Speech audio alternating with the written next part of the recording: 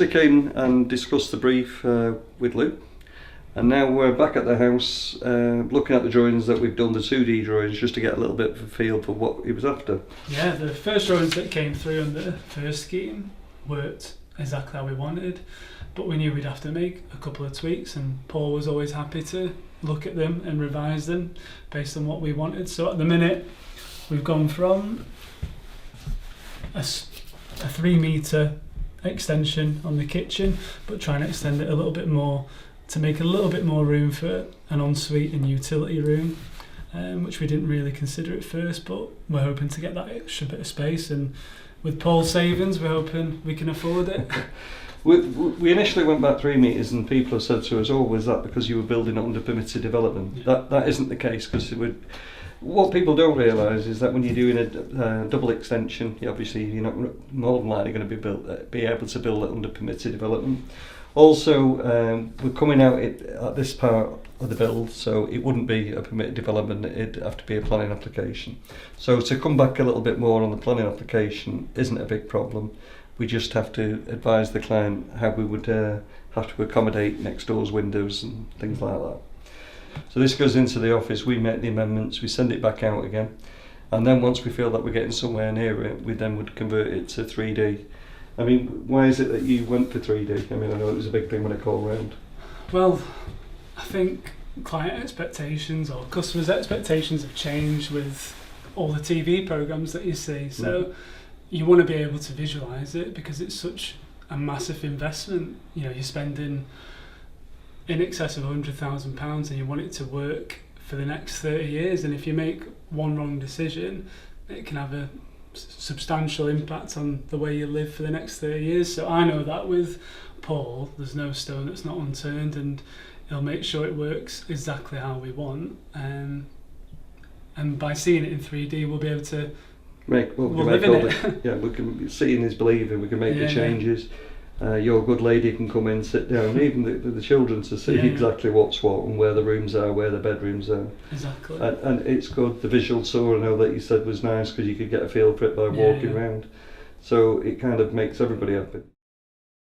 I was surprised that with some of the builders' quotes we got back, there was builders that all quoted for a new bathroom, tiling all upstairs, and that has been taken off our builders' quote.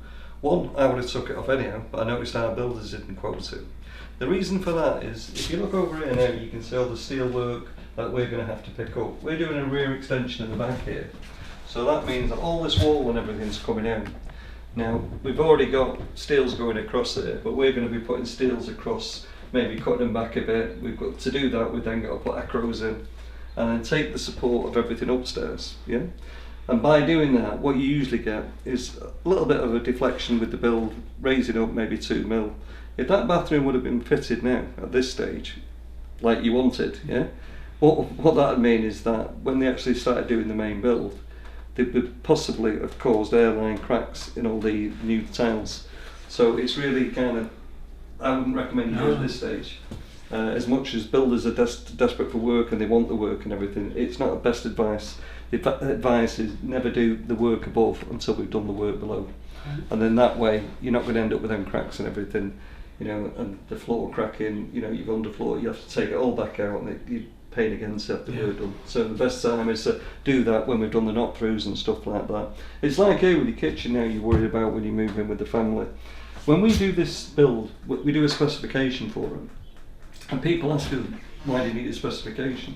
Well, you've got a lovely lawn there, we want to know where the builder's going to put the skips, is he going to protect your drive, we're going to need to know everything, is he going to use your toilets, is he going to put a portaloo on site, where's it going to be permissioned, and the other thing is that a lot of builders, they will basically build the extension like you would expect them to do, and then they'll knock this all through.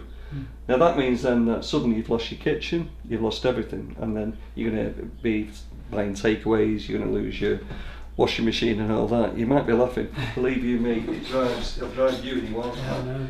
And it'll cost you about £1,000 to go to the laundrette, to go for takeaways every night. It becomes a novelty, but we've heard from everybody that it really does get a little boring at the end of it. What we would always recommend is that we would always leave you with a temporary kitchen. We'd put that in the specification. So before we'd knock this wall down, and don't forget that's all built, maybe the bifold walls have gone in and everything, we would actually put a temporary timber wall across. So then we could pull all this back. Yeah. So everything that happens behind that, you're not living in a building site. So we'll lose all the kitchen, we'll pull them back, put the studded up, and then you can carry on with your daily lives. You've got your washing machine, your microwave, your cooker. No, sometimes people ask us to whitewash it and put a skirting board on it, so it looks like it's a fixed item. So this is what the consideration of spec does. It means that you're telling the builder, or we're telling the builder, what you want and your requirements, and between us we'll keep control of the builder and the build.